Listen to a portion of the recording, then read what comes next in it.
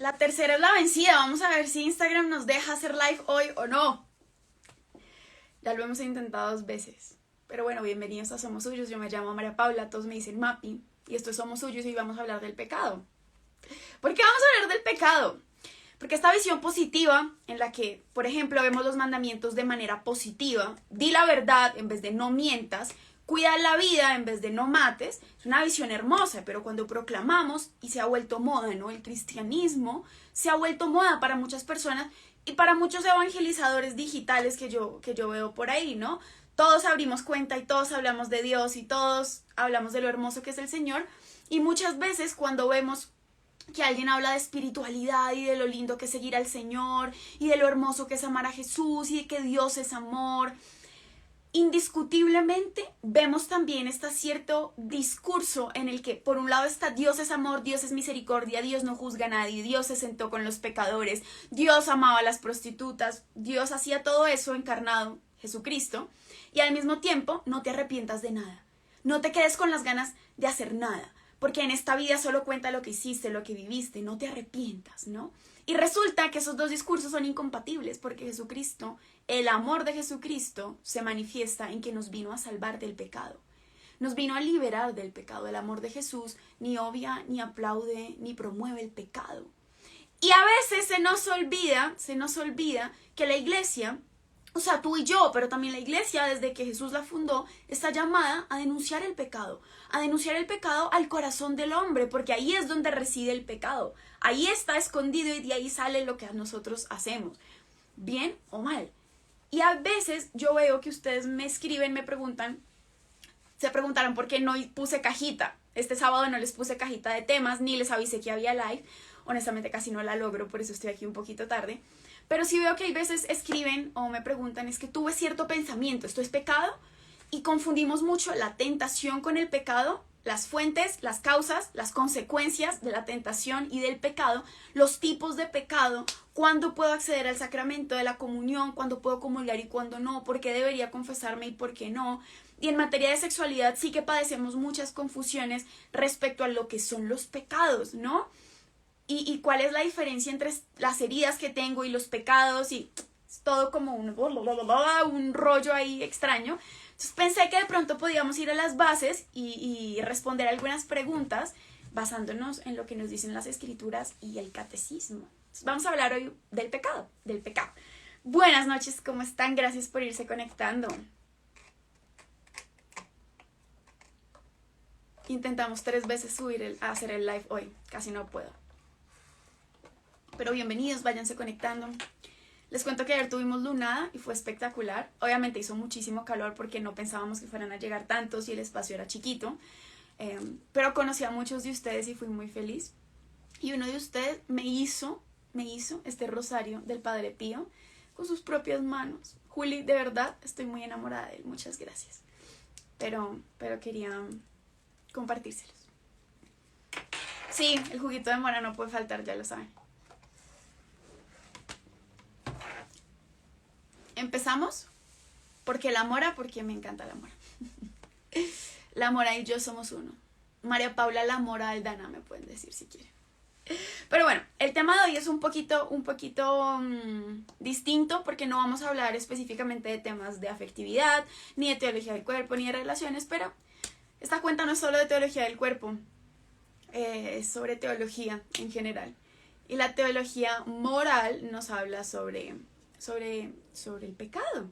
Y yo creo que nos hace bien reconocerlo y aprender a identificar en qué circunstancias podemos estar cayendo en determinados pecados, qué lo constituye, qué no, cuáles son los atenuantes de los pecados y en fin, los agravantes también. Entonces vamos a empezar con una oración rápida y arrancamos de una, ¿les parece? En el nombre del Padre, del Hijo y del Espíritu Santo. Para los que me preguntan, esta es mi derecha, sino que, como se dan cuenta, Instagram lo voltea y hay gente que dice, te persinaste con la mano equivocada. No, esta es mi derecha, ¿sí? Gracias.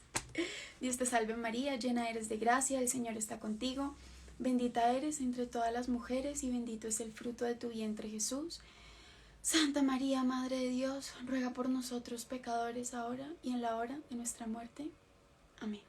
Señor, en esta noche te pido que envíes tu Espíritu Santo a mi corazón, a mis palabras, al corazón de cada una de las personas que está aquí conectada y que lo verá después, para que aprendamos a reconocer en dónde está nuestra falta de amor, de obediencia, de verdad, y que permitamos que seas tú realmente el que salve nuestras vidas, nuestros corazones de todo pecado, de toda desobediencia, de toda injusticia.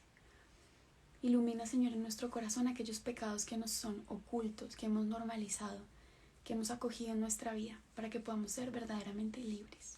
Te lo pedimos, Padre, por Cristo nuestro Señor. Amén. Bienvenidos, muchas gracias por conectarse, por trasnochar los domingos conmigo. Ustedes saben, yo les digo siempre 1 hora, pero esta es la vida, amigos. O sea, o me conectaba a las 9 pasadas o no había live. Yo dije, pues hacemos live.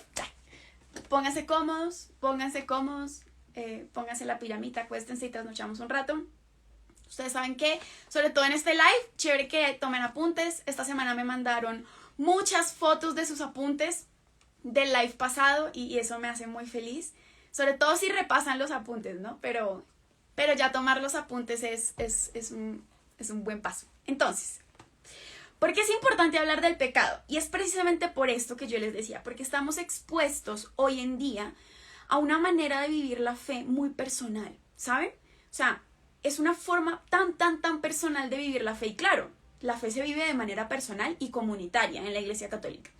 Pero hay una visión personal de la fe que se vuelve subjetiva y relativa. Y ese relativismo, cuando hablamos de fe, impide que hablemos de una verdad.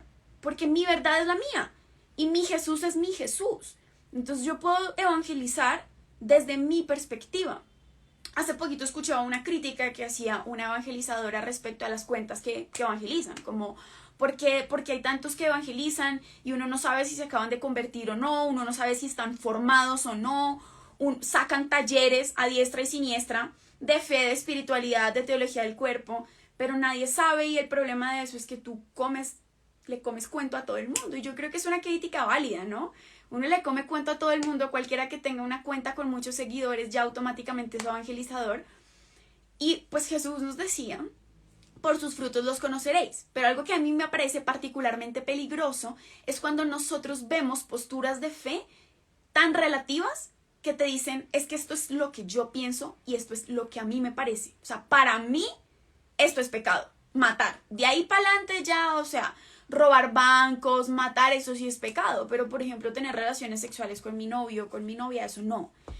Y para otra persona puede ser que tener relaciones con su novio o con su novia sí sea pecado, pero por ejemplo faltarle a la caridad a sus papás o a sus amigos o juzgar a otros no le parece falta a la caridad ni pecado. Entonces ese relativismo que nosotros vivimos hoy y al que estamos expuestos, oigan, tanto ustedes como yo, uno puede estar expuesto a predicaciones de consagrados, de sacerdotes, de laicos, de evangelizadores, y cuando tú no conoces los fundamentos de tu fe, te puedes confundir muy fácilmente, sobre todo no porque te confundan también externamente las cosas que ves, sino porque interiormente nuestras heridas nos confunden.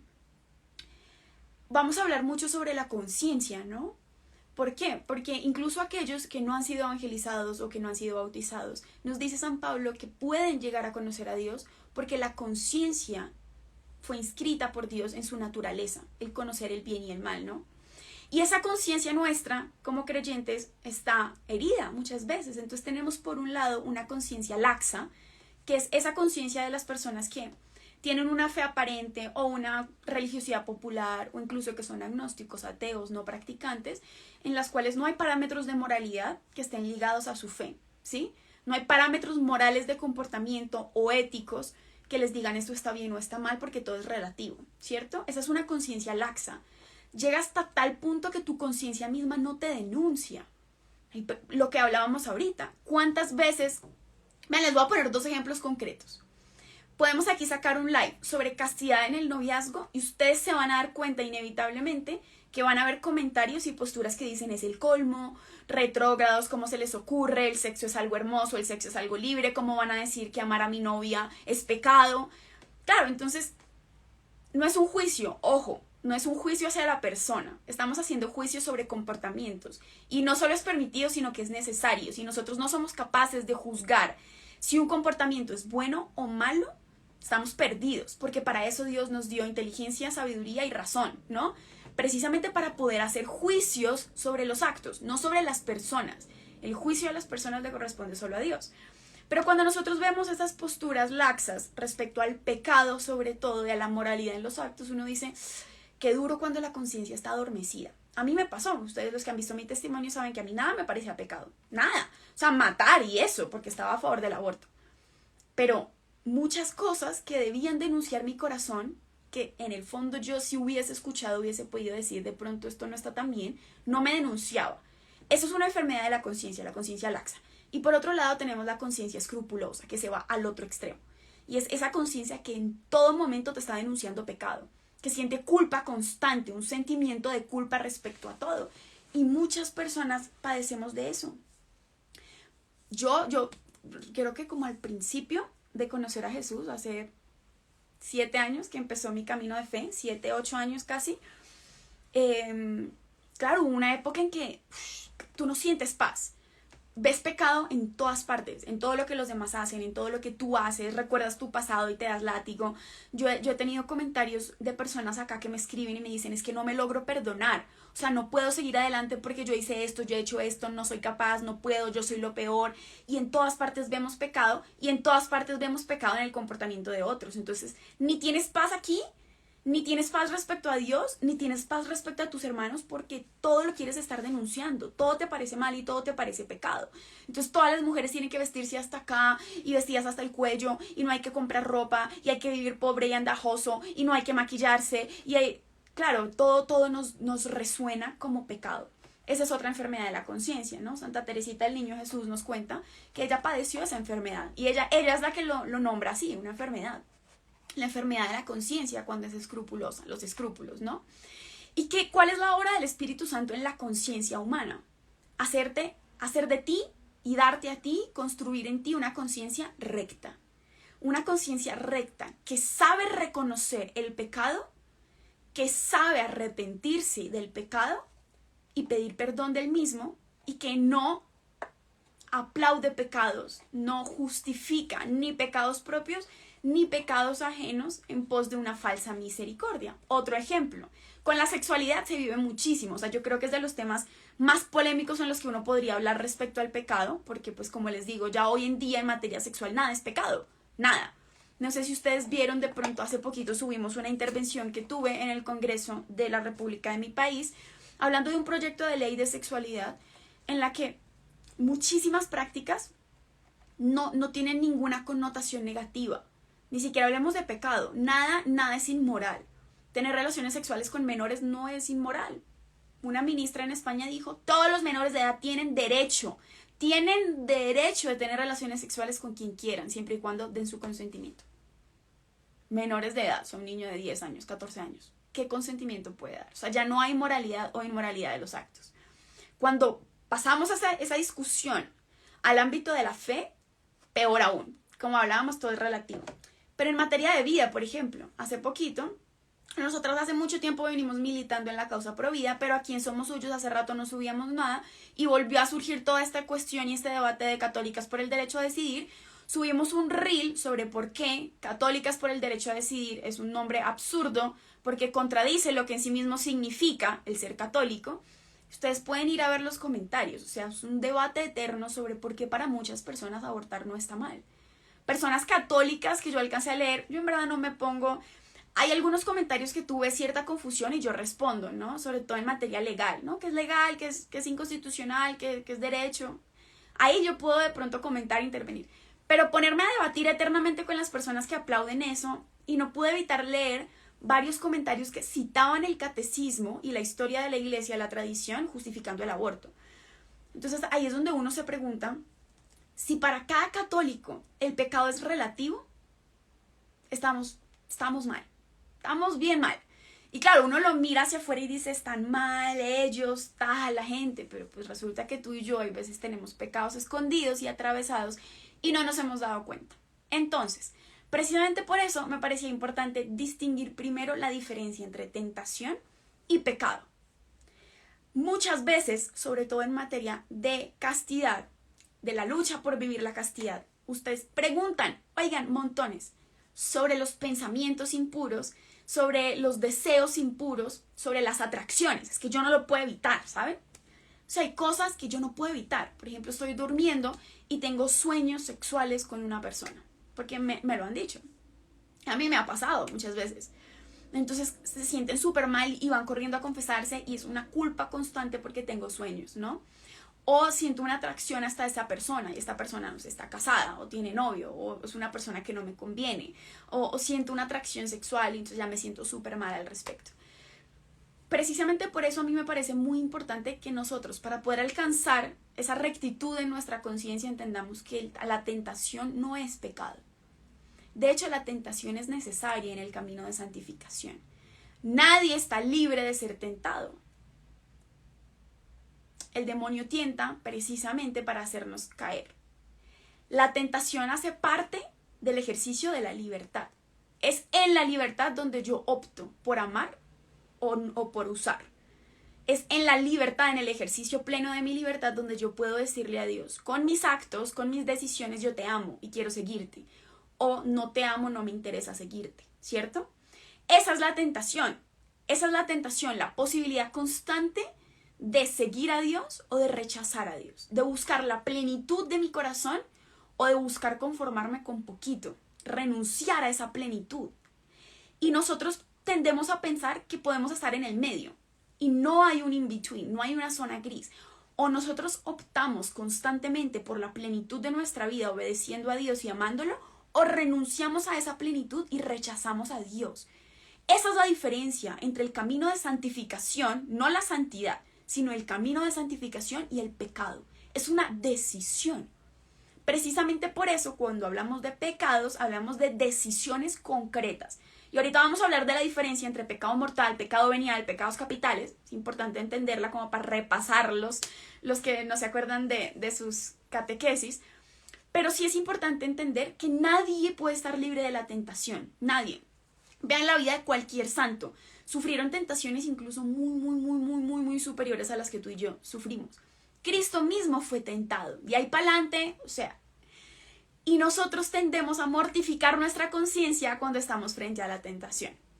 Claro, obviamente, cuando estamos hablando de cosas duras para tu historia, cuando estamos hablando de que tú luchas por vivir la castidad y que tome el sueño sexual y que tome de pronto una polución nocturna para los hombres que yo no esperaba y eyaculé dormido, o tome de pronto una atracción hacia una persona que está casada y yo qué hago y esto tan horrible. Bueno, primero calma. Frente a la tentación es importantísimo recordar que con la tentación no se discute, no se charla, no se conversa, uno no se queda ahí.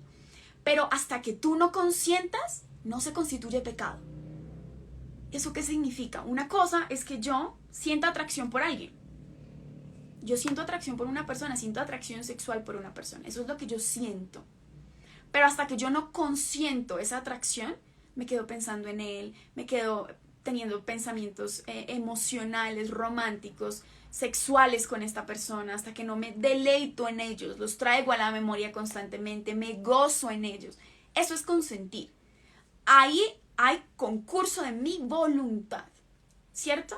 Y si esa atracción es pecaminosa, pues claramente estoy optando por un pecado, estoy decidiéndolo, es decir, mi voluntad está implícita en el acto.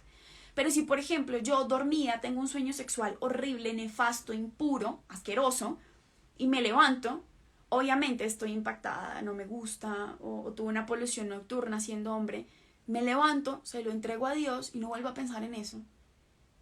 Cuando tú duermes, no hay voluntad. Estás en un estado de inconsciencia. Por lo tanto, no significa que tú seas laxo por seguir. Pero, por ejemplo, eso no se confiesa. ¿Sabían? Muchas veces vamos a la confesión como es que tuve un sueño, es que tengo cierto sentimiento, tengo cierta atracción. Eso no es pecado. Y uno a la confesión lleva los pecados. Pero saber eso permite que tú conserves la paz. Jesús dijo, mi paz les dejo, mi paz les doy. Y esa paz debe ser conservada. Precisamente por eso es importante distinguir cuando hay pecado y cuando simplemente estamos frente a la tentación. ¿Qué haces tú respecto a esa tentación? Esa es la pregunta. Sentir no es consentir. Vean, yo puedo tener una rabia que aquí estoy que mejor dicho, mato y como de muerto. ¿Qué hago yo con esa rabia? Ahí es donde yo estoy decidiendo. yo decido gritar y enojarme y juzgar y pelear y volverme loca, o a pesar de lo que estoy sintiendo, decido mantener la calma, esperar a que me pase la rabia, decir las cosas con caridad, guardar silencio aunque me cueste. ¿Ven la diferencia entre el sentir y el consentir? Entonces espero que eso haya quedado claro. Puede parecer bobo, pero cuando ya lo experimentamos, no es que a mí, por ejemplo, me dan muchas ganas de tener sexo con mi pareja, muchas, y eso es pecado, y eso está súper mal. Pues, ¿qué esperabas? O sea, lo que estaría raro es que no tengas ganas de tener sexo con tu pareja. O sea, eso sí hay que revisarlo. Si tú estás en un noviazgo y no tienes ganas de nada nunca, pues es algo que revisar. No significa que tú tengas que tener ganas 24 horas, 7 días a la semana. Pero es que el problema no es que tú sientas ganas, el problema es qué haces con esas ganas que sientes, ¿cierto? ¿Te rindes a esas ganas?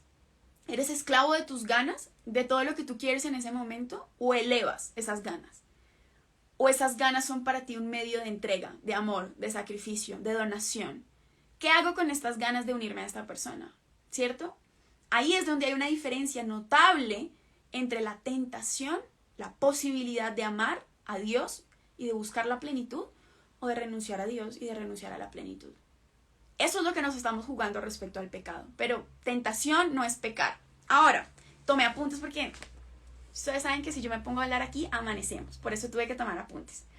Pero entonces, ya que hablamos de eso, tenemos que entender, primero, el pecado original, ¿no? Porque muchas veces ustedes me dicen, sobre todo cuando uno habla de teología del cuerpo, que es tan injusto el pecado original, ¿no? O sea, ¿yo por qué tengo que padecer las consecuencias de algo que yo no hice? Eso le hicieron dos tipos por allá, quién sabe, el primer hombre y la primera mujer. ¿Eso qué tiene que ver conmigo? Claro, el pecado original no es algo que tú y yo hayamos hecho, es algo que se hereda en la condición humana, ¿no? Lo heredamos, pero no irremediablemente. Precisamente por eso ha venido Cristo. Esa es la buena noticia de la salvación. Cuando nosotros entramos a la iniciación cristiana, para los que saben cuáles son los sacramentos de la iniciación, es el bautizo, la confirmación y la primera comunión. Esa iniciación cristiana y específicamente el bautizo borra en nosotros el pecado original. ¿Qué es lo que tú y yo padecemos constantemente respecto a ese pecado original? La tendencia que quedó en la humanidad hacia el pecado. Esa tendencia que la tradición de la iglesia llama concupiscencia. Es un nombre raro, de pronto lo han escuchado. Pero esa concupiscencia es la tendencia que tú y yo tenemos a buscar lo más bajito. Es una tendencia que tenemos a usar y no a amar. Es una tendencia que tenemos a desobedecer a Dios en vez de a obedecerlo, ¿cierto? Y si bien el bautizo nos borra el pecado original, la concupiscencia viene a ser auxiliada durante toda nuestra vida por el Espíritu Santo y su obrar en nosotros. Espero que esto sea claro. No es un castigo divino, es una consecuencia de lo que decidimos en el pecado. El pecado tiene consecuencias y es precisamente por eso que Cristo, al traernos y al enviarnos al Espíritu Santo, nos promete un auxilio respecto a la concupiscencia, pero no nos libra de ella, ¿cierto? Porque si no, la decisión propia de nuestra parte en la salvación de nuestra alma no tendría sentido. ¿Recuerdan qué dice San Agustín? El Dios que te creó sin ti, no te salvará sin ti. ¿Qué sería lo que Dios nos dice si nos quita la concupiscencia? O sea, borrón y cuenta nueva ya como si nunca hubiese pasado el pecado original. Pues realmente no hay libertad. No hay libertad. O sea, siempre optarás para el bien así, como en automático. Pero es que resulta que ese pecado tuvo consecuencias. ¿Se acuerdan? Yo creo que lo hemos hablado hasta el cansancio aquí en Somos Suyos, cuando hablamos de teología del cuerpo, pero las consecuencias de ese pecado original fue una ruptura respecto a Dios, ruptura en nuestra relación con Dios, ruptura en nuestra relación con el prójimo y con nosotros mismos, y una ruptura con la creación, con todo lo que nos rodea, incluida la naturaleza, ¿no? Esas rupturas, después del pecado original, están latentes, presentes, y la concupiscencia es esa tendencia que tenemos de actuar bajo esas rupturas, ¿no? De seguir desobedeciendo a Dios, de tener confrontaciones entre nosotros, porque creen que el amor humano se volvió un reto tan complicado. Incluso en la pareja católica más entregada y más devota, siempre va a haber una tendencia a juzgar, va a ser difícil entregarnos, va a ser difícil entender al otro, va a ser difícil acoger al otro. porque es que estamos padeciendo las consecuencias de ese pecado original. Nuestras relaciones humanas no son plenas. No son plenas. Y cuando uno niega que el pecado existe, está negando esa realidad. Nuestra relación con Dios no es tan plena como debería. Por eso tenemos oscuridades, por eso no vemos, no entendemos, no comprendemos. Por eso hay veces nos peleamos con Dios y nos peleamos con sus mandamientos y no entendemos por qué esto es así. O sea, pleno no es. Nuestra relación con los demás tampoco es plena. O sea, si no, tú no te pelearías con tus papás, tú no te sentirías juzgado, rechazado, solo, abandonado por los otros. Nuestra relación con la creación no estaría como está. ¿Ustedes han visto cómo está lloviendo? Digamos que la iglesia llama a eso una consecuencia social del pecado. La consecuencia social del pecado también se evidencia en la naturaleza, que es también creación de Dios. Y en esa ruptura de que ya no sabemos cuidar la naturaleza. Dios puso al hombre como administrador, le dijo, te doy dominio. Pero ese dominio sobre la creación era un dominio para cuidar. Vean cómo tenemos el mundo. Vean cómo está el cambio climático. Es decir, hay unos negacionistas absurdos, pero pues solamente mira lo que hemos hecho con la creación. Mira los desastres naturales, mira las consecuencias. El pecado se evidencia también en eso. Son consecuencias palpables de nuestro pecado. Precisamente por eso, cuando nosotros hablamos de concupiscencia, hablamos de esa tendencia, pero Dios no nos ha abandonado a esa tendencia. El bautizo, glorioso bautizo, ¿qué es la vida cristiana? La vida cristiana es vivir el bautismo. Eso es la vida cristiana. Es morir al pecado para vivir en Cristo. Es la vida nueva en Cristo. Ese es el bautizo. Y todos los demás sacramentos precisamente son signos reales de la presencia de Dios en nuestra vida. Y el Espíritu Santo viene a ser auxilio a la concupiscencia. Es decir, tú tienes esta tendencia, pero también tienes la opción de elegir la plenitud. Y no estás solo en esa lucha. Yo lucho contigo. Eso te dice el Espíritu Santo. Yo lucho contigo. Y mi espíritu, dice Dios, es más fuerte que el tuyo. Por eso, solamente plenamente unidos a Dios, solamente viviendo a plenitud del bautizo, podemos realmente optar por la libertad. Solamente en Él podemos ser libres de las consecuencias del pecado y podemos aprender a amar de verdad. Porque en el fondo, el pecado es eso. Vamos a hablar un poquito sobre las definiciones. Pero ¿a qué me refería con todo esto de la concupiscencia? A que nadie, ninguno de nosotros puede decir que está libre de pecado. Ay, qué estupidez, María Paula, qué boba. O sea, hiciste un live para decirnos eso. Pues es que hay veces pareciera que se nos olvida. Se nos olvida que tanto los cristianos que se están esforzando por evangelizar, los sacerdotes que se esfuerzan por vivir una vida santa, las religiosas, tus papás, los demás evangelizadores, todos nos estamos esforzando, pero todos pecamos. Todos pecamos. Eso no me lo estoy inventando yo, ni estoy justificando nuestro pecado, ni estoy poniendo en palabras bonitas una realidad dolorosa, sino que lo dice la Escritura. Primera de Juan como siempre, Juanito, hermoso bebé. Primera de Juan, capítulo 1, del 8 al 9. Si decimos que no tenemos pecado, nos engañamos y la verdad no está en nosotros. Si reconocemos nuestros pecados, fiel y justo es Él para perdonarnos los pecados y purificarnos de toda injusticia. Lo está diciendo Juan. Y está diciendo, ni yo estoy libre de pecado. Si yo digo que en este instante no tengo pecado, soy un mentiroso. Y nosotros tenemos una pretensión respecto a los demás. Primero, o sea, vemos el pecado en alguien. Uy, qué horror, ¿cómo se le ocurre? O sea, más o menos por ahí eso fue lo que escuché esta semana. O sea, si pecan, ¿cómo se les ocurre salir a evangelizar? O sea, ¿cómo van a evangelizar a otros si están en pecado? O sea, qué tentación tan fuerte. Entonces nadie evangelizaría en la iglesia, porque hasta los santos pecaron. Ellos no son santos por falta de pecado. Son santos por la perseverancia heroica en el ejercicio de las virtudes, no por falta de pecado. Nadie evangelizaría, nadie se podría llamar cristiano. Y por eso nosotros estamos llamados a reconocer esa realidad en la vida de los otros. Nosotros no podemos esperar a amar a los demás hasta que dejen de pecar y sean perfectos, inmaculados, íntegros. De hecho, tú escuchas la evangelización de otros no porque sean perfectos, ni porque te proclamen lo que a ellos les parece. Ojo, oigan, ustedes ven por ahí que un sacerdote, un consagrado, un evangelizador, en cualquier medio, digital o presencial o donde sea, que su predicación gira en torno a sí mismos, es que a mí me parece, es que esto debería ser así, es que yo creo, yo pienso, yo quiero, muy peligroso. Porque incluso nosotros que somos pecadores, hablamos de una verdad que no depende de nosotros. Yo soy una pecadora, grandísima pecadora. Y no por eso estoy llamada a dejar de hablar de la verdad. Porque yo no me la inventé, ¿saben? No es una verdad mía, es una verdad para mí y para todos. Entonces, a pesar de que yo caiga en pecados y de que yo sea imperfecta, Cristo me sigue llamando a proclamar una verdad. Obviamente, esto no significa que estemos llamados a la incoherencia, ¿no? A la doble vida. Estamos llamados a luchar.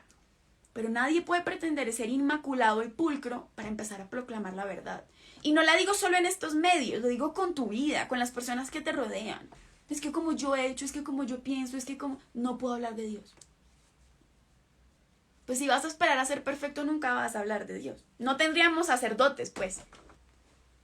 Porque es que la verdad es una. No depende de mí ni de mi actuar. Supongamos que yo hoy caigo en la castidad.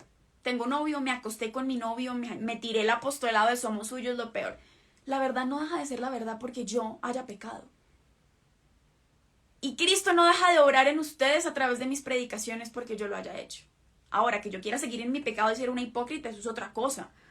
Pero es que la verdad es Cristo y esa verdad la proclama la iglesia. Por eso es un parámetro para que ustedes decidan qué tipo de contenido evangelizador consumen. Primero, ese evangelizador nunca habla del pecado, nunca. O sea, todo es amor, belleza, misericordia, amor y paz por todas partes, Jesús hippie. Ojo, si no habla de la conversión y si no habla del pecado, es un signo de alarma, es un red flag grande. 2, siempre habla de sí, de lo que a él le parece, es un relativismo y un subjetivismo respecto a toda su predicación, o dice, esto es lo que la iglesia nos enseña.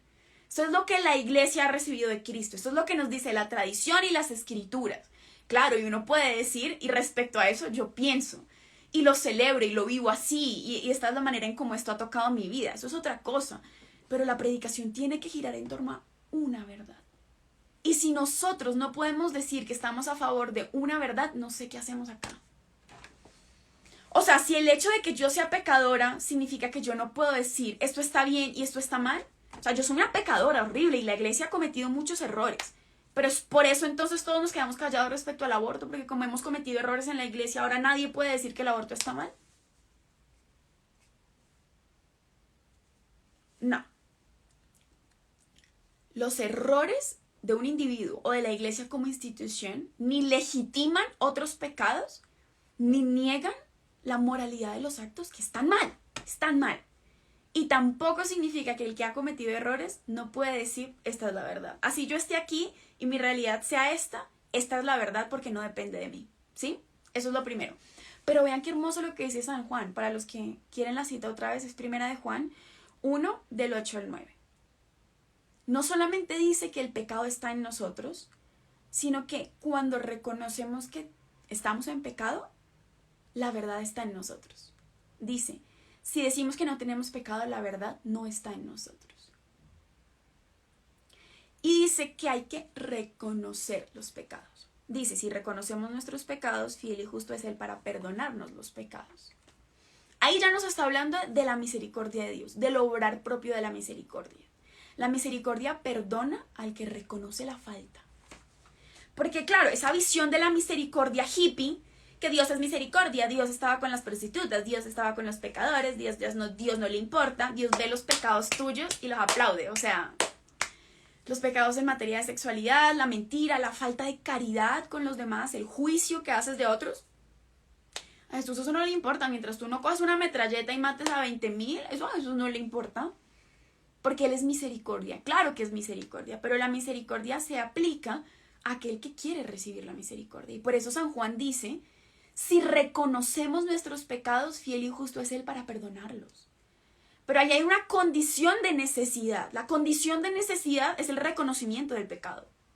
Pero amigos, ¿cómo voy a reconocer el pecado si ya no sé lo que es pecado? Hoy en día sí que es difícil reconocer eso en nuestra propia vida. Yo no digo que andemos por ahí juzgando y viendo dónde está el pecado en otros. Aquí, en mi vida, en mi historia. Porque claro, hay unos que son más obvios, ¿no? Cuando nos estamos formando en estos temas de sexualidad, fórmense, importantísimo. A propósito, tenemos giveaway para formarse. Vamos a estar dando el libro de la teología del cuerpo, un libro sobre sexualidad del obispo Munilla, un libro de sexualidad y castidad, y taller de Somos Suyos y una ilustración. Pero, independientemente de eso, digamos que cuando uno ya está aprendiendo estos temas, ve los pecados contra el sexto y el noveno mandamiento, los pecados de impureza, los ve así de grandes. Pero ¿se acuerdan una parte del evangelio en donde Jesús decía, ustedes cuelan el mosquito y se les pasa el camello? ¿Saben? Es decir, claro, o sea, ya están quitando los pecados que les parecen más grandes en ese momento y están dejando otros ahí grandes, importantes.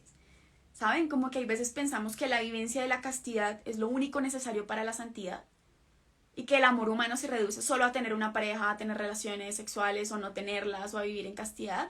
Se nos olvida que la caridad es el primer y más importante de todos los mandamientos. Que faltarle a la caridad a alguien es grave, muy, muy grave. Que faltarle a la caridad a tu papá, a tu mamá, a tus hermanos, a tu novio, a tus amigos, que andar juzgando a los demás es igual de grave y en muchos casos peor.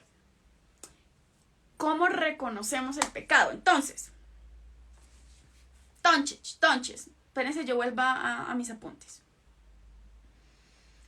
Vamos a dar, yo les tengo aquí algunas definiciones que saqué del catecismo, espero que les sirvan para los que estén tomando apuntes, ya saben, esa es mi gente. Que podamos como poner en palabras concretas lo que el pecado es y qué constituye pecado, ¿no? El pecado es una falta contra la razón, la verdad y la conciencia recta. Ya hablamos de dos, hablamos de la conciencia recta, ¿se acuerdan? Es una falta contra la conciencia recta, contra la verdad y contra la razón. ¿Por qué? Porque muchas veces cuando hablamos de la Iglesia Católica, y yo sé cuál es la percepción que se tiene allá fuera de la Iglesia Católica. O sea, no hay nada peor que la Iglesia Católica, según el mundo, ¿no? Y cómo se les ocurre, si han hecho y si han dicho, y si y si los sacerdotes que han violado, y si todo eso es la Iglesia Católica y eso la resumen, ¿no? Pero cuando hablamos de pecado, generalmente dicen, no, es una falta contra los mandamientos de la Iglesia, ¿saben? Por ejemplo, el aborto, ahorita que estamos hablando del aborto. Sí, para los católicos el aborto está mal, entonces abortar en el fondo es faltar a lo que la Iglesia dice. Creo que ahí hay un primer error. Nosotros cuando pecamos no faltamos a lo que la Iglesia se le ocurrió inventarse. Es que la Iglesia dijo, bueno, primero vamos a crearnos nosotros, porque la Iglesia se fundó a sí misma en el Vaticano, hizo una institución llena de plata y porquería, y ellos se crearon a sí mismos y dijeron, vamos a ponerle mandamientos a la gente, de pronto saquemos los de los hebreos y de los judíos y saquemos toda esta vaina para que la gente sea infeliz, miserable y los podamos someter y robarles el dinero. Yo creo que así gente, piensa la gente que vivimos nosotros, que es la Iglesia, ¿no? Primero, la Iglesia no se creó a sí misma, o sea, no tendríamos pie con bola, ya nos hubiéramos acabado hace rato. La Iglesia la fundó Jesucristo, gústele a quien le guste, ¿no?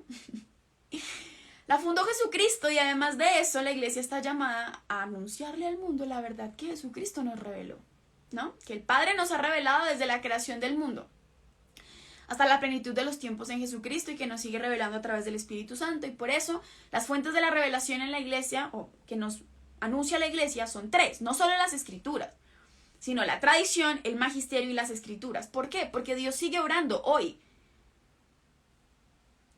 Dios sigue enseñándonos y nos enseña no solo desde que empezaron a ponerse por escrito las obras de Dios, sino desde mucho antes.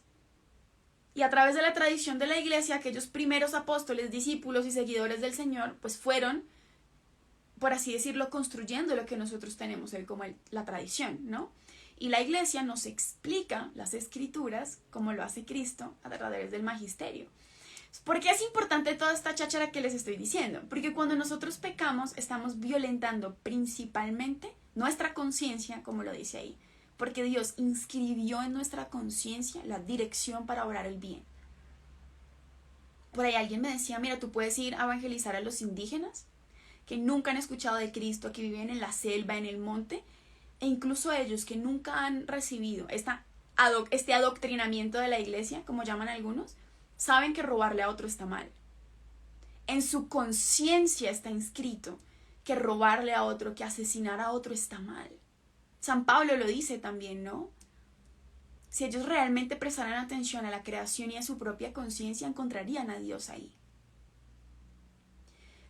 Por eso, cuando nosotros pecamos, obviamente hacemos un acto de injusticia profunda hacia nuestra propia conciencia, hacia la verdad, que es una objetiva, una verdad, y hacia la razón, porque Dios no nos hizo seres irracionales. Precisamente por eso no hay nada más irracional que el pecado. El pecado va en contra de la razón. Y la razón fue puesta ahí precisamente para la plenitud, para el pleno desarrollo de la persona humana, de los que lo rodean y de la sociedad de la cual es partícipe. El pecado contradice ese orden de la razón. Entonces, no es que esté ofendiendo al Papa Francisco cada vez que yo peque y a toda la jerarquía eclesiástica del Vaticano. Pero una de las implicaciones directas del pecado es esa, ¿no? La conciencia, la verdad y la razón. Es faltar al amor verdadero para con Dios y para con el prójimo a causa de un apego perverso a ciertos bienes. Claro, ¿contra quién pecamos? Contra Dios, principalmente. ¿Qué dice el Salmo 151? Contra ti solo pequé. ¿Qué es el pecado? Si uno lo pusiera así en palabras concretas. El pecado es aquello que ofende a Dios porque daña al hombre. No lo ofende porque a él un día se le ocurrió, pongámosles mandamientos a ver si los hacemos infelices. Sí, que sean infelices y que sufran para ganarse el cielo. Ningún papá obra así. Si nosotros pensamos eso, no sabemos quién es Dios. No creemos que Dios es padre. Porque el papá, todo lo que hace y todo lo que le pide a su hijo es que sea feliz, que se cuide y que sea feliz.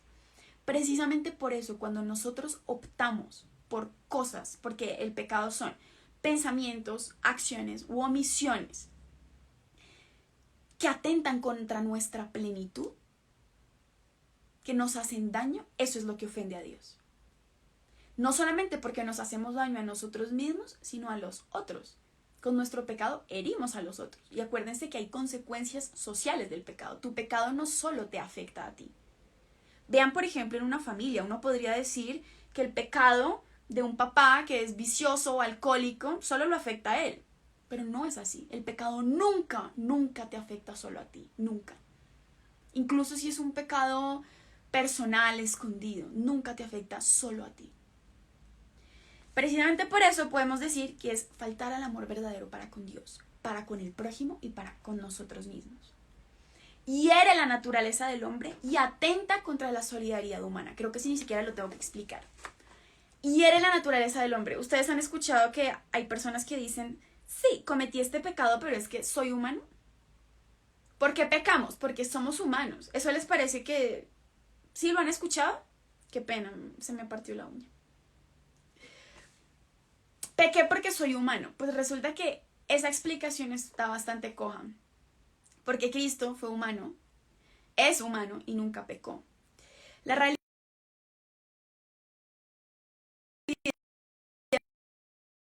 ¿Volví? ¿Me oyen bien? ¿Me ven bien? Qué pena, es que tuve alarma.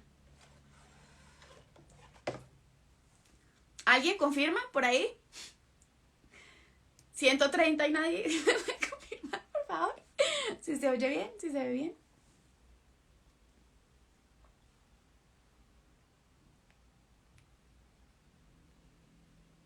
People, ¿qué pasa?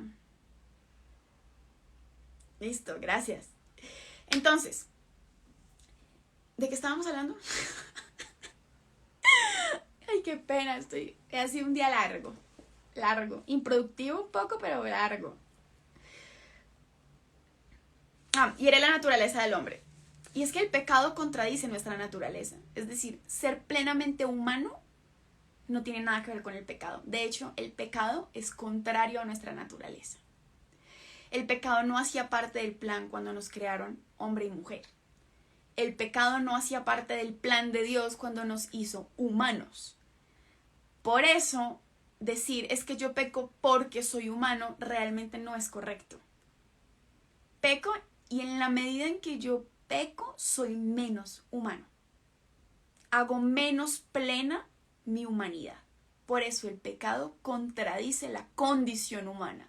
No la justifica, sino que la contradice. El pecado contradice la condición humana. La naturaleza del hombre y atenta contra la solidaridad humana. Esto lo dice San Agustín. Es una palabra, un acto o un deseo contrario a la ley eterna. Cuando yo deseo hacer el mal. Ahí no estamos hablando de los deseos del principio, de esas tentaciones, de los sentimientos, sino de consentir un que atente contra la ley. Con Instagram hoy. El pecado es una ofensa contra Dios, ya lo habíamos dicho. Y aquí esta es la definición que más me gusta. El pecado se levanta contra el amor y lo aparta de nuestros corazones. Nosotros fuimos hechos para el amor, fuimos creados para el amor, fuimos creados por el amor, que es Dios, y para el amor. Es el anhelo más grande y más profundo de nuestro corazón. El pecado se levanta contra el amor y lo aparta de nuestros corazones. Puede ser cualquier tipo de pecado y aún así hiere el amor en ti. Tu capacidad de amar y de recibir amor es herida en gran o menor medida, dependiendo del pecado, pero es herida por el pecado. Y eso es lo que tú y yo a veces no comprendemos cuando pecamos, porque respecto al pecado, de nuevo, solo vemos la moralidad del mismo. Estoy en pecado, entonces me tengo que ir a confesar, porque si no, entonces me condeno. Ahorita vamos a hablar un poquito de la atrición y de la contrición perfecta, pero es que eso es lo que a mí me parece como, en el fondo, yo entiendo que la santificación es apartarme del pecado porque me hace mal. No solamente por miedo a Dios, no solamente porque está mal, sino porque me estoy haciendo daño. En un ejemplo concreto, que es la vivencia de la castidad, ¿no? Claro, con todas las luchas que se tienen, con todo lo que eso implica, pero tú y yo somos conscientes de que cuando caemos en algún pecado o consentimos en un pecado en materia de sexualidad, por ejemplo, oigan, no lo reduzco a esto, les estoy poniendo un ejemplo, ¿no? Pero yo soy consciente de que cuando yo peco con mi novio, peco con mi novia, me estoy hiriendo. O sea, estoy aumentando la herida en mi corazón así de grande y me estoy apartando del amor verdadero. Porque esa es la consecuencia, la esencia del pecado es esa, contradecir el amor. Por eso es inaudito que nosotros llamemos amor al pecado. Y lo hacemos. Católicas por el derecho a decidir. Abortar es un acto de amor propio. Yo he visto eso. ¿Cómo puede ser que un pecado de asesinato sea amor? Cuando la esencia propia misma del pecado es contradecir el amor. Herir el amor. Levantarse contra el amor. No es que tener relaciones sexuales con mi novia o con mi novio es amor. ¿Cómo puedes llamar a un pecado amor? Lo que pasa es que, claro, la connotación social del pecado es tan fuerte que a nadie le gusta decir esa palabra. Nadie le gusta hablar de pecado porque eso suena a adoctrinamiento, eso suena a dogmatismo, eso suena a una cosa por allá horrible. Nadie dice pecado. Son pecados. O sea, si estamos hablando de cristianismo puro y duro, eso es un pecado. Y el pecado en esencia contradice el amor. Entonces tú no puedes llamar a algo que contradice el amor, amor. Es lógico. Por eso dice que el pecado contradice hasta la razón, la lógica, la humanidad misma. Sigamos.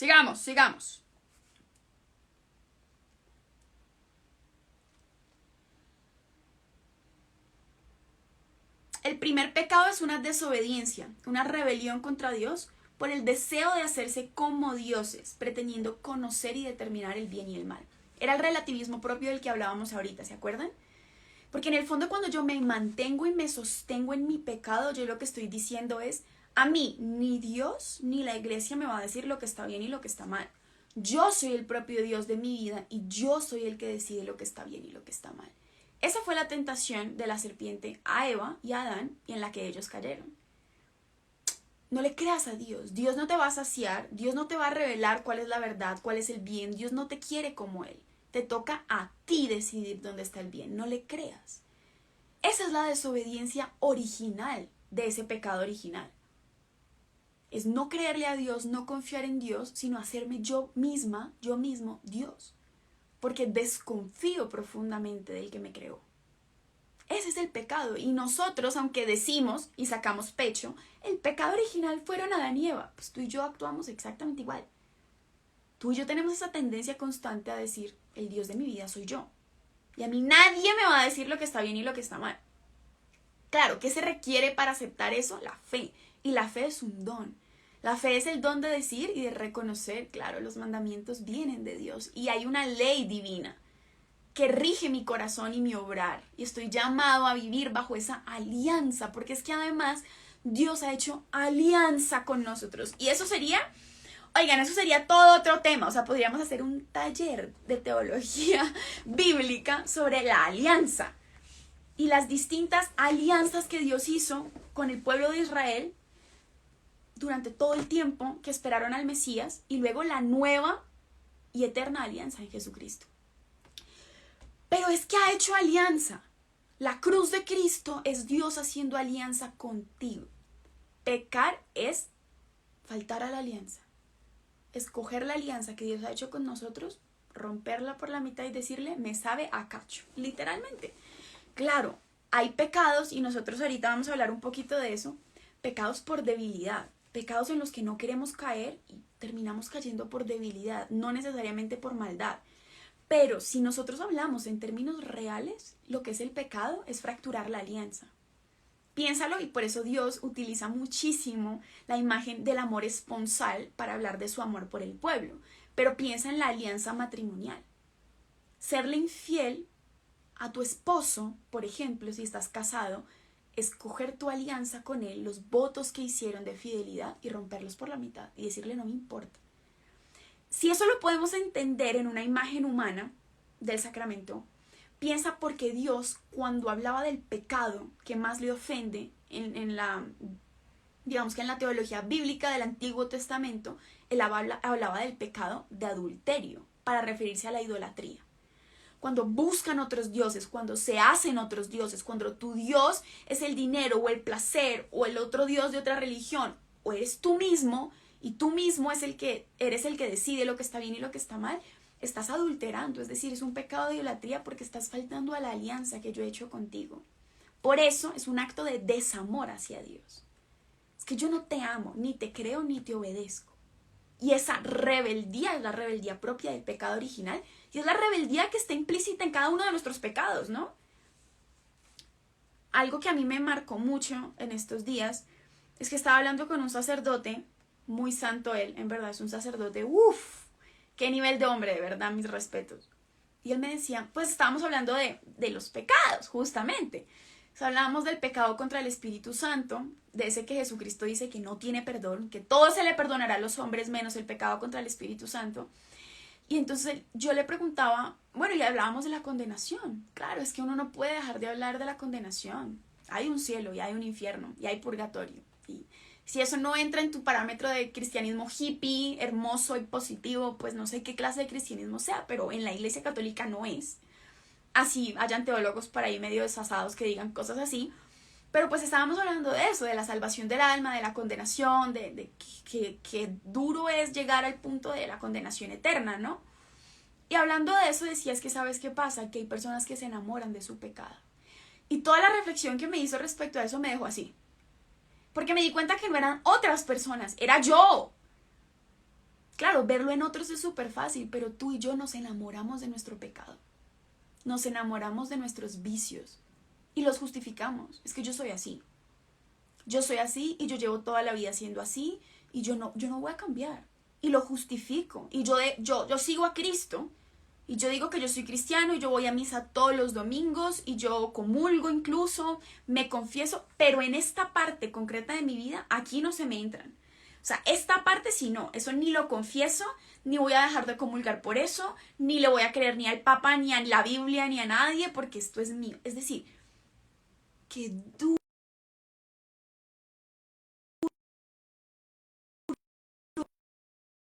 No sé qué pasa. Pero es muy duro eso porque no nos damos cuenta que nos enamoramos de nuestro pecado. Y que mientras nosotros sigamos justificando y aplaudiendo ese pecado en nuestra vida, realmente nunca vamos a poder permitir que Cristo sea el Rey absoluto, de que Cristo realmente entre a cada aspecto de nuestra historia y de nuestra vida. Oigan, yo creo que es el internet el que está mal porque no me deja ver nada de lo que ustedes comentan. No sé qué pasa con Instagram hoy, pero está como frozen. O sea, no veo ni quién se conecta, ni qué comentan, no, nada.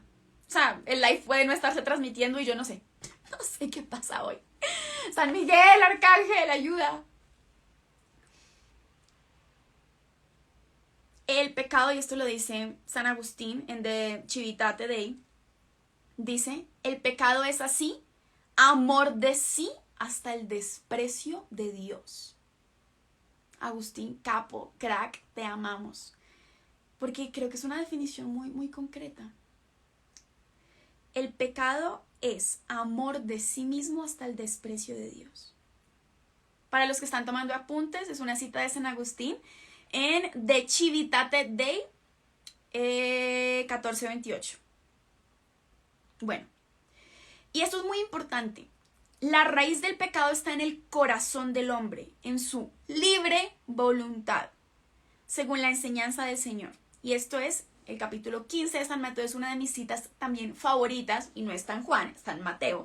Mateo 15, del 19 al 20. De dentro del corazón salen las intenciones malas, asesinatos, adulterios, fornicaciones. Para los que dicen, ¿en qué parte de la Biblia dice que yo no puedo tener sexo con mi novia? El sexo prematrimonial está listado, o sea, enlistado por el Hijo de Dios como pecado. Aquí está. De dentro del corazón salen las intenciones malas, asesinatos, adulterios, fornicaciones, robos, falsos testimonios, injurias. Esto es lo que hace impuro al hombre. Mateo 15, 19, 20. Esto es lo que hace impuro al hombre. Porque hay veces pensamos que el pecado está allá afuera, como que si yo toco esto ya, pecado. Y si yo voy a tal sitio, pecado. No, es que el pecado no viene de afuera hacia ti. ¿Sí? El pecado sale de aquí. ¿Y de dónde sale? Del corazón herido del hombre. Y por eso es que cuando nosotros hablamos, y esto es todo un tema, yo les recomiendo mucho que vean todo lo que Rebeca Barba tiene respecto a las heridas, porque es que nosotros pecamos precisamente desde las heridas. De hecho, la iglesia lo reconoce así como la herida del pecado original. Y de ahí para adelante, desde nuestras heridas es que pecamos. ¿Eso las justifica? ¿Justifica el pecado? Así como estoy tan herido, esto ya no es pecado. No, es pecado. Pero en la medida en que tú entiendes de dónde sale, cuál es la herida, puedes realmente empezar a trabajar ese pecado, sanando la herida. Por eso Jesús dice es que es del corazón del hombre de donde salen esos actos, no de afuera. Por eso Cristo viene a entrar al corazón del hombre, a sanar ese corazón, a sanar tus heridas para que dejen de manifestarse en pecados. Porque el pecado tiene consecuencias concretas y de esas es que te quiere liberar el Señor. El pecado no es un ente como, no sé por qué se me vino a la mente Crash. ¿Alguien jugó Crash cuando era más chiquito? Mis hermanos tenían PlayStation y jugaban Crash, creo que se llamaba así. Que es como un zorrito que anda en un carro, perdón para los que sí saben de esto, yo soy súper ignorante.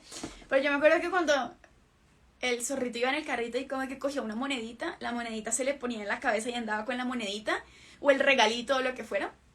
Pues creo que a veces pensamos que el pecado es eso, como que está mal, porque automáticamente cojo la monedita y tengo el pecado encima, ya. Pero es que la razón de por qué Cristo te libera del pecado no solamente es porque contradice la razón, la conciencia recta, la humanidad misma, la solidaridad, el amor se levanta contra el amor, sino porque tiene consecuencias temporales y eternas. Y esas consecuencias temporales y eternas las vas a padecer tú y las demás personas afectadas, pero sobre todo las eternas, las consecuencias eternas del pecado las padeceremos tú y yo. De esas consecuencias eternas y temporales es que nos quiere liberar el Señor. Precisamente por eso quiere sanar tu corazón, para que esos pecados no sigan manifestándose y tú no tengas que seguir sometiéndote a las consecuencias del pecado. Pero es un proceso de adentro hacia afuera. Hay veces nosotros pensamos que el cristianismo es dejar de pecar, porque sí. O sea, yo cometí este pecado y ya no lo cometo. Y ustedes hay veces me escriben en una angustia, es como no puedo dejar de mentir, no puedo dejar de masturbarme, no puedo dejar de tener sexo, no puedo dejar... Y pensamos que el dejar de hacer las cosas como cortar las ramas de un árbol es suficiente. Y eso no es el obrar del Espíritu Santo. Lo que Jesús quiere es sanarte desde adentro, sanar esa herida para que ya no se manifieste en pecados concretos y no tengamos que padecer esas consecuencias. Lo he repetido 3 veces, pero es porque es importante, ¿no? Seguimos.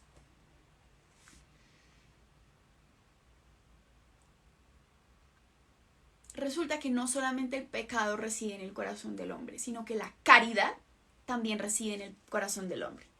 La caridad en cuanto a amor. Es que nosotros creo que sobre todo en Latinoamérica tendemos a nuestro lenguaje equipara el término caridad con limosna, ¿saben? Como caridad cristiana es darle a los pobres. Pero la caridad cristiana habla específicamente del amor. Por eso el himno a la caridad de San Pablo es el himno al amor. Pero así como esa herida está, la herida del pecado sale del corazón del hombre, también la caridad está inscrita en el corazón del hombre, porque fuimos creados para ese amor. Y esa es la semilla de toda obra buena. Cuando tú te identificas con tu herida, cuando tú te identificas con tu pecado, no te conoces a ti mismo, porque tú no eres tu pecado. Tú también tienes inscrito en lo más profundo de tu corazón una capacidad innata para el bien. Fuiste hecho para el bien, para la bondad, para la belleza. Y no importa, es decir, el pecado borra muchas cosas en nosotros, hiere muchas cosas en nosotros, pero jamás llega al punto de borrar por completo la semilla de caridad, de plenitud que Dios puso en tu corazón. Por eso nadie puede decir que alguien está condenado para siempre, solo Dios, porque hasta el último instante el hombre más pecador puede volver en sí y reconocer para qué fue hecho y buscar la misericordia divina y buscar el perdón y optar por la verdad, la bondad y la belleza. Entonces no te creas ese cuento de Satanás que porque hay pecado en tu vida o porque estás en pecado eso es todo lo que hay o eso es todo lo que eres, porque es mentira. Eres mucho más que eso y aún Dios puede hacer mucho más por ti y por mí. Y yo creo que esa es una lucha, es una lucha fuertísima cuando estamos en esta lucha cristiana contra el pecado. Porque el enemigo no solamente te tienta para pecar, sino que cuando ya caíste en pecado, te ataca con un sentimiento de culpa y hace que te identifiques con tu pecado. Es que tú no vales, tú no eres más que esto, tú jamás vas a ser cristiano, tú eres una vergüenza para Cristo, Dios nunca va a poder contigo. Uy, qué duro eso, a mí eso me parece incluso más duro que el pecado mismo. Esa tentación constante de que no hay nada más. Y la verdad que Cristo proclama es, siempre hay más. Conmigo siempre hay más. Con Dios siempre hay esperanza. Siempre, siempre, siempre, siempre. Siempre vas a encontrar un sacerdote dispuesto a confesarte. Siempre. Hay veces uno se demora más en buscando, encontrando, pero siempre Él te lo ha garantizado. Siempre vas a encontrar su misericordia. A la oración puedes recurrir siempre. Y siempre vas a poder entrar aquí a lo profundo y descubrir para qué fuiste hecho. Claro, es un proceso, es un camino, pero esa opción está. Así hayas cometido los pecados más horribles. ¿Por qué? Porque donde abundó el pecado, sobreabunda la gracia. Eso es, yo que soy re mala es Romanos 5:20. Pero ¿qué es necesario para que donde estuvo mi pecado, sobreabunde la gracia? Primero, eso es una promesa. Dios está diciendo,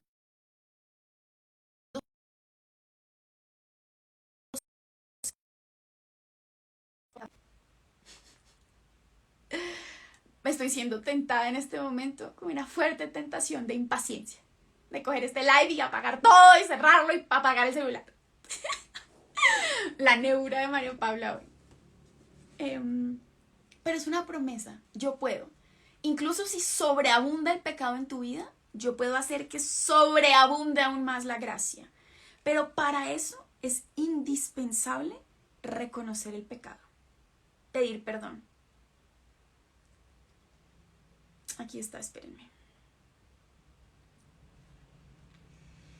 Bueno, sí, yo creo que si uno busca taxativamente cuáles son todos los pecados que existen en las escrituras, uno puede encontrar varias listas.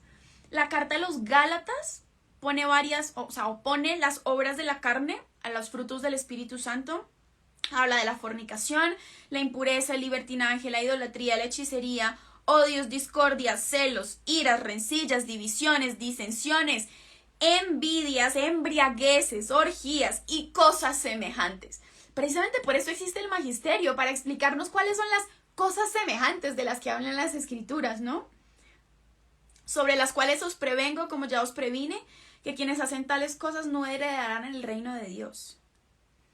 Ahí les doy varias citas, eso es Gálatas 5:19, hay otra en Romanos 1:28 al 31, está el himno a la caridad, que habla muchísimo de esto también, está 1 Corintios 6, del 9 al 10, está Efesios 5, del 3 al 5, está Colosenses 3, del 5 al 8, 1 Timoteo 1, del 9 al 10. Hay muchos. Si uno recorre las escrituras se irá dando cuenta de la cantidad de cosas que el corazón humano es capaz de cometer. Y de nuevo, ninguno está exento, ninguno.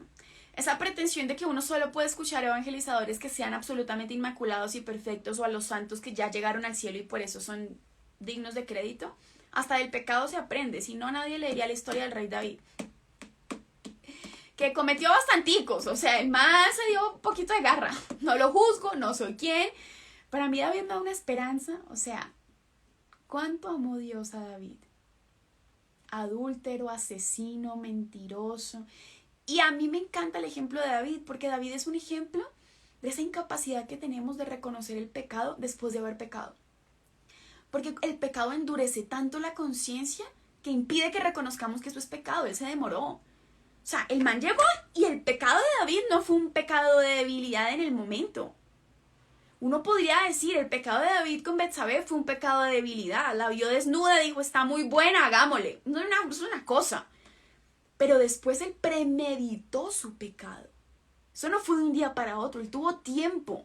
Él pensó en matar a Urías. Y no una vez, varias veces lo intentó matar. O sea, el pecado del rey David se fue construyendo. Y eso nos enseña que el pecado hace eso en nosotros. Cuando tú le abres la puerta al pecado, cuando tú empiezas a justificar pecados, el pecado se reproduce en ti. Y tú empiezas con una cosa y terminas haciendo algo que jamás imaginaste posible. Yo anoche estaba hablando de eso con una amiga. Yo le decía, oye, yo jamás pensé que yo fuera capaz de pensar eso. O sea, como que eso antes me parecía impensable y llegué a un punto en que ahora me cuesta mucho trabajo. Y esto es ejemplo fidedigno de esa realidad. Cuando tú empiezas a consentir pecados chiquitos, empiezas a justificarlos y permaneces impenitente de esos pecados, o sea, no los confiesas, no te conviertes, porque a veces los confesamos y seguimos igual, como si nada. Ese pecado empieza a dar fruto. Se reproducen más pecados, te endurece más la conciencia, te aparta más del amor verdadero. Esa sí es una realidad. Y vean a David, o sea, el man pasó de pereza, primero, porque cuando David peca con Betsabé, él debía estar en la guerra. O sea, el man era el líder del ejército, ¿no? Estaba en su casa echado durmiendo. Y además en la tarde, o sea, para todos los que padecemos del pecado capital de pereza, era tarde y en la tarde dice, se levantó de su siesta. O sea, alguien explíqueme, el man echado durmiendo toda la tarde, se levanta y sale al balcón todo lagañoso, después de su pereza, en vez de estar haciendo lo que tenía que hacer. Ahí empezamos con los pecados del rey David. En vez de estar haciendo lo que debía hacer, es decir, cumpliendo su deber, está consintiendo un pecado en pereza, sale, ve a esta mujer, pecado de lujuria, fornica con ella, eso es adulterio, porque ella estaba casada y él sabía. Y después de eso, la embaraza, intenta ocultar el embarazo, intenta mentirle a Urías, lo manda para su casa, luego lo engaña, lo quiere hacer matar, luego hace que lo pongan en la línea de enfrente en la guerra para que lo maten, luego se trae a Betsabé como su mujer. O sea, David se dio garra porque tuvo tiempo. Y luego viene el profeta Natán y le dice, es que mira que hay un hombre que cometió este y este pecado. Y David ni por enterado que hablaba de él. Y David estaba tan cerquita de Dios, fue elegido por Dios mismo. O sea, dice la escritura que David tenía un corazón según el corazón de Dios. Imagínense eso. O sea, nadie está exento, nadie está confirmado en gracia. Y Dios lo sabe, eso es lo más hermoso. Dios sabe de qué estamos hechos, pero Dios nos pide, nos exige la conciencia de nuestra debilidad. Pequé, Señor. Eso es lo que proclama David en el Salmo. Pero antes de eso, viene el profeta Natán, como les decía, y le dice, papi, hay un hombre en tu reino que hizo esto y esto y esto y esto. Y sale David, se rasga las vestiduras y dice, pero ¿quién fue este infeliz? Tráiganmelo y lo mato aquí mismo. David, ¿cómo así, Oigan, no los estoy ignorando, es que Instagram no me muestra nada de lo que está pasando en este live. O sea, yo lo estoy dando en fe, porque yo no sé si esto lo están viendo, no tengo ni idea. Pero le toca al profeta decirle, ese hombre eres tú. ¿Se pueden quedar con esa frase hoy del live? Cuando nosotros hablamos de pecado y cuando vemos el pecado en otros y cuando nos escandaliza, piensa, ese hombre eres tú, esa mujer eres tú. Porque o ya lo has hecho o serías capaz de hacer eso y mucho más. Por eso no somos quien para juzgar a otros, a personas. Pero sí deberíamos ser capaces de juzgar qué actos son propios de nuestra condición de hijos de Dios y qué actos desdicen nuestra condición de hijos de Dios razonable, con razón, se me olvidó hablar, con capacidad de razonar y hechos para el amor. Y cuando Natán le dice, ese hombre eres tú, David queda frío. Y él se demora en entender, ese hombre soy yo. Y cuando entiende, por eso el proceso de David para hablar del pecado es tan hermoso. Cuando él entiende su pecado, él no se queda solamente echando culpas, porque tú y yo hay veces caemos en eso. Y nos damos palo y culpa, es que soy lo peor, es que cómo se me ocurre, es que... Claro, a David le dio durísimo. Y David hace penitencia por su pecado. Él no se quedó solo en, ay sí, confesé mi pecado y seguí con mi vida. David hace penitencia por su pecado y David paga las consecuencias de su pecado. Ahí podemos entender un poquito la pena y la culpa, que son partes constitutivas del pecado. El pecado tiene culpa y tiene pena. Cuando confesamos el pecado, claramente la culpa se va, pero queda una pena, es decir, hay una pena de nuestro pecado. Y esas consecuencias temporales y eternas pueden ser purificadas por nosotros. Por eso existe el purgatorio. El purgatorio es para aquellos que no mueren en pecado mortal, pero no han purificado sus culpas. ¿Saben? O sea, la penalidad que correspondía no la purificaron en vida. Ejemplo, robé, pero nunca restituí. No sé qué pasaba. Nunca restituí lo robado. Nunca lo restituí. Ay, perdónense. No sé qué me pasa ahí. Robé, me confesé el robo, pero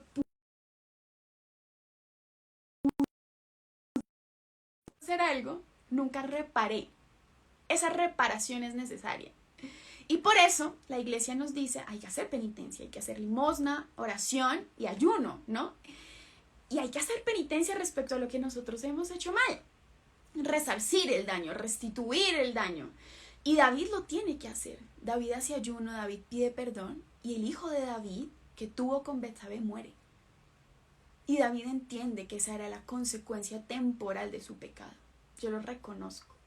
Mi pecado le costó la vida a mi hijo. Eso es un ejemplo concreto, es un ejemplo bíblico, ojo, ¿no? Pero es verdad, en nuestra vida es así. O sea, les voy a poner un ejemplo. Yo en mi trabajo robé. Robé en mi trabajo y bueno, me arrepentí, me confesé y pues hice lo posible por restituir el robo. Yo fui a mi jefe y le conté y dije, vea, yo me robé esta plata, aquí está. Ese es el deber ser. Pero la consecuencia temporal que tú tienes que padecer es que probablemente te van a echar del trabajo. O sea, muchas gracias por tu honestidad, pero desafortunadamente estás despedida. Pues wow, o sea, impresionante, ¿no? Grande, impresionante, pero esas son las consecuencias temporales de nuestro pecado. Una consecuencia temporal. Si yo me emborracho hoy hasta que no puedo más, pues una consecuencia temporal es que mi cuerpo va a sufrir las consecuencias. Lo mínimo es el guayabo y de ahí para adelante. Y otra cosa es la consecuencia eterna. Con nuestros actos tenemos consecuencias eternas de los mismos. El ejemplo de David es hermoso y espero que se lo puedan leer. Después de eso, David escribe el salmo, el Miserere, que es el Salmo 151, que es hermoso. Es un salmo penitencial, está en laudes todos los viernes, lo proclamamos sobre todo en Cuaresma, muchísimo, y empieza así. Misericordia, Dios mío, misericordia por tu bondad. Y empieza a hablar de su pecado y empieza a hablar de cómo se sabe perdonado, se sabe amado por Dios. Y Dios dice que no le quitará su favor a David. Permitirá que padezca las consecuencias de su pecado, pero no le retirará su favor, porque ama a David. Y el amor de Dios no cambia a pesar de lo que David haya hecho. Pero sí le exige a David poner la cara, reconocer su pecado, pedir perdón y reparar el daño. Prosigamos. Rápidamente porque se nos acabó el tiempo. Esta distinción a mí me parece importante y espero que les sirva. Hay gravedad en el pecado y no todo es lo mismo, ¿cierto? Hay pecados mortales y hay pecados veniales y eso ayuda, sobre todo cuando hablamos del sacramento de la confesión. Porque hay veces nos apartamos de la comunión, o sea, dejamos de comulgar por cualquier pecado. Y resulta que solamente dejamos de comulgar cuando hemos caído en pecado mortal. Y entender la diferencia ayuda, se los voy a leer, como les digo, es porque está rápido, o sea, se me acabó el tiempo y ya no tengo tiempo de explicarles, pero espero que esto les sirva. El pecado mortal destruye la caridad en el corazón del hombre por una infracción grave a la ley de Dios. Aparta al hombre de Dios, y esto es súper importante, aparta el pecado mortal, rompe la relación entre Dios y el hombre, que es su fin último y su bienaventuranza, prefiriendo un bien inferior. O sea, cuando yo peco mortalmente, estoy prefiriendo muchas otras cosas bajas a mi plenitud eterna que es Dios. El pecado mortal ataca en nosotros el principio vital de la caridad. O sea, el pecado mortal ataca, mata la caridad en el corazón del hombre. Y necesita una nueva iniciativa de la misericordia de Dios y una conversión del corazón que se realiza en el marco del sacramento de la confesión, ¿no? Es decir, frente a todo pecado mortal es necesaria la gracia sacramental. El pecado mortal se perdona en el sacramento de la confesión. Para que un portal apague y vámonos, María Paula hoy no está, hoy María Paula no pudo. Para que un pecado sea mortal, y esto es importante, tienen que cumplirse, María Paula, 3 condiciones para que el pecado sea mortal, ¿listo? Tiene que ser materia grave, plena conciencia y pleno consentimiento. Esos 3 requisitos son necesarios para que un pecado tenga gravedad mortal. ¿Qué significa que sea en materia grave? Que sea contra los 10 mandamientos. Un pecado contra cualquiera de los 10 mandamientos, pero no solamente contra los 10 mandamientos, sino que tiene que haber plena conciencia y pleno consentimiento. Para los que estén tomando apuntes de pronto y quieran echarse una leidita o algo, esto lo pueden encontrar en el Catecismo numeral 1857 y también está en el Evangelio de Juan, en la primera carta de Juan 5:16. Primera de Juan 5:16. Pero entonces, ¿qué significa materia grave? Ya, los 10 mandamientos. Pero además de materia grave tiene que haber plena conciencia, es decir, plena conciencia de que esto está mal. Y pleno consentimiento. Tiene que haber concurso de la voluntad. ¿Eso qué significa? Que se presupone el conocimiento de que el acto es pecado, o sea, yo sé que esto está mal, y que está en contra de la ley de Dios, ¿cierto? Pero eso es muy importante. Alguien dirá, y si yo no sabía que esto era pecado, depende, porque no toda ignorancia justifica. La ignorancia afectada, ¿a qué se refiere el catecismo cuando habla de la ignorancia afectada? Primero es a que en nuestra conciencia primero ya está inscrita esa ley de Dios. Y segundo, yo no sé si ustedes han escuchado eso de que el desconocimiento de la ley no te exime de su cumplimiento. Si por ejemplo tú vas en un carro y te pasas un pare y te para la policía y te pone un parte o una sanción, tú dices, es que yo no sabía, yo no lo vi, lo siento. Su obligación era saber, porque se podía conocer. Es decir, si usted quisiera, lo hubiese podido conocer. Esa es la ignorancia afectada. Es decir, yo no sabía que esto era pecado, pero es que tu obligación era saberlo, porque se puede conocer. Es decir, ahí está la iglesia, ahí están las escrituras. Todo te lo he dado para que lo conozcas. Si tú lo ignoras, es porque quieres. En muchos casos es así, en muchos otros no. Por eso, cada pecado tiene que ser examinado en su caso concreto. Para saber, bueno, sí, hay materia grave, pero ¿había plena conciencia? Pues revisemos. Revisemos si había plena conciencia. Yo pudiendo saber esto, ¿lo hice? ¿Lo busqué formarme?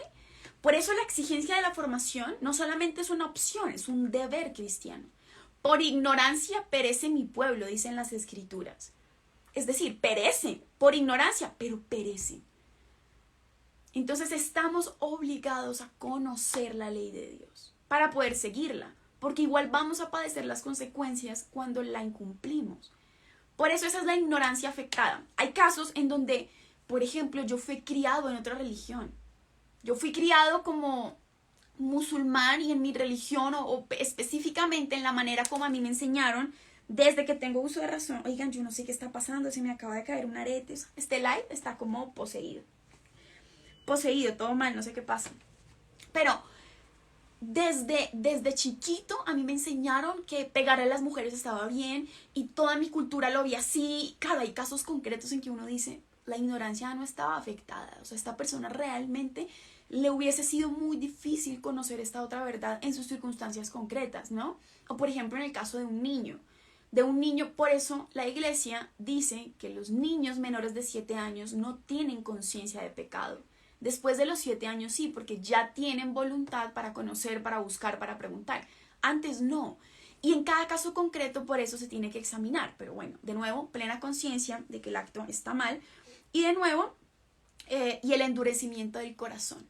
¿Sabes que a mí eso no me parece pecado? Bueno, si tú por cometer otros pecados endureciste tu corazón, eso no te justifica de que sea pecado mortal, ¿cierto?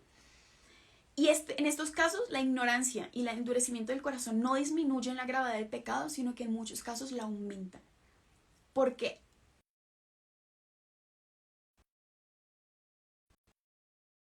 perdónenme, este live está muy accidentado. Contribuyen al carácter voluntario del pecado.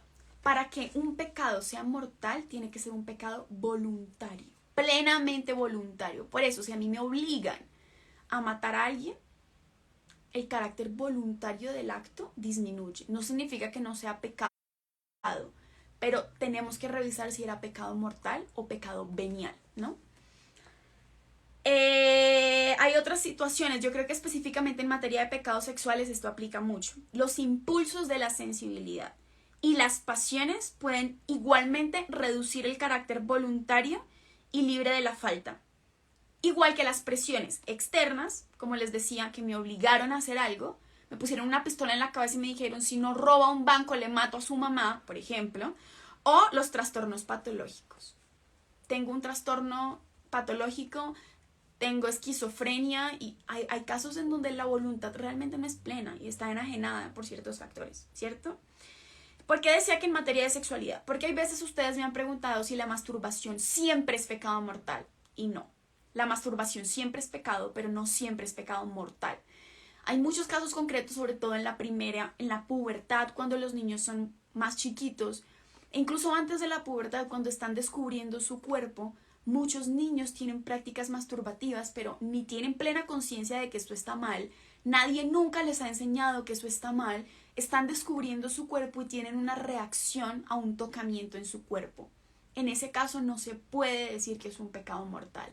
Pero eso no significa que ya cuando estamos grandes y nos masturbamos, eso es, ay, pobrecito, es que yo no sabía, ¿saben? Por eso les digo que cada caso concreto tiene que ser evaluado para poder determinar la gravedad del pecado. Y porque esto es importante para saber en qué caso corresponde apartarme de la comunión, en qué caso debo acceder al sacramento de la confesión y demás. El pecado más grave es el pecado que se comete libremente y por malicia. Yo sé que esto está mal y aún así lo quiero hacer. El pecado mortal es una posibilidad radical de la libertad humana, como lo es también el amor. Entraña la pérdida de la caridad y la privación de la gracia santificante. El pecado mortal te aparta de la gracia. Por eso debo acceder a la confesión para que se restituya en mí la gracia santificante. O sea, pierdes el estado de gracia. Estás en estado de gracia, después del pecado mortal pierdes el estado de gracia. Hablemos rápidamente del pecado venial y nos vamos a dormir. El pecado venial deja subsistir la caridad, pero la hiere. Es decir, no mata la caridad en ti, pero sí hay un detrimento en el amor y hiere el amor en ti. Se comete un pecado venial cuando no se observa en una materia leve la medida prescrita por la ley moral o cuando se desobedece la ley moral en materia grave, o sea, en cualquiera de los 10 mandamientos, pero sin pleno conocimiento o sin pleno consentimiento, lo que hablábamos ahorita. El pecado venial debilita la caridad. Claro, son pecados chiquitos, de esos pecados que podemos cometer todos los días, pero de a poquito, suave, suavecito, vamos debilitando el amor para el que fuimos creados y nuestra capacidad de amar. Entraña un afecto desordenado a los bienes creados, desordena nuestra capacidad de amar las personas y de usar las cosas. Hace que se invierta. Empezamos a amar las cosas y a usar las personas. Impide el progreso del alma en el ejercicio de las virtudes y la práctica del bien moral. Y merece penas temporales. El pecado venial deliberado y permanente sin arrepentimiento nos dispone poco a poco a cometer pecado mortal. Era de lo que hablamos, se va reproduciendo. El pecado venial, que no es confesado, que no es reparado y que sigue siendo permitido en nuestra vida, va haciendo terreno posible cada vez más rápido para caer en pecados mortales. Sin embargo, el pecado venial no rompe la alianza con Dios. Por eso no es lo mismo. Por eso tú puedes haber cometido pecados veniales, concretos, en los que pecaste por debilidad, faltaste, cometiste un juicio, una falta de amor, una falta por debilidad, por el momento, por impulsividad, por falta de voluntad en algún caso, por una presión externa o en materia no grave. Es decir, para que lo entiendan bien, pecado venial, si es materia grave, alguno de los 10 mandamientos, pero no había o plena conciencia o pleno consentimiento, o una falta pero no en materia grave, no contra los 10 mandamientos, fue voluntaria pero no era contra los 10 mandamientos, era opuesto a una virtud, por ejemplo, pero no era pecado mortal. En ese caso tú puedes comulgar, debes comulgar. Precisamente por eso, cuando nosotros en la liturgia eucarística, en la misa, hay un acto penitencial. Antes de todo se pide perdón. Y ahí, de nuevo, se hace un acto de contrición. Señor, yo me arrepiento, de corazón me arrepiento de este pecado. Y hago propósito de confesarme lo más pronto posible, ¿cierto? La Iglesia dice que hay que confesar todos los pecados mortales para poder acceder al sacramento, pero además recomienda confesar los pecados veniales. Lo recomienda porque hace bien, porque ayuda a aumentar ese amor que con esos pecados veniales hemos disminuido y herido, ¿cierto? Es humanamente reparable con la gracia de Dios. Y esta frase de San Agustín me parece hermosa. El hombre, mientras permanece en la carne, no puede evitar todo pecado, al menos los pecados leves.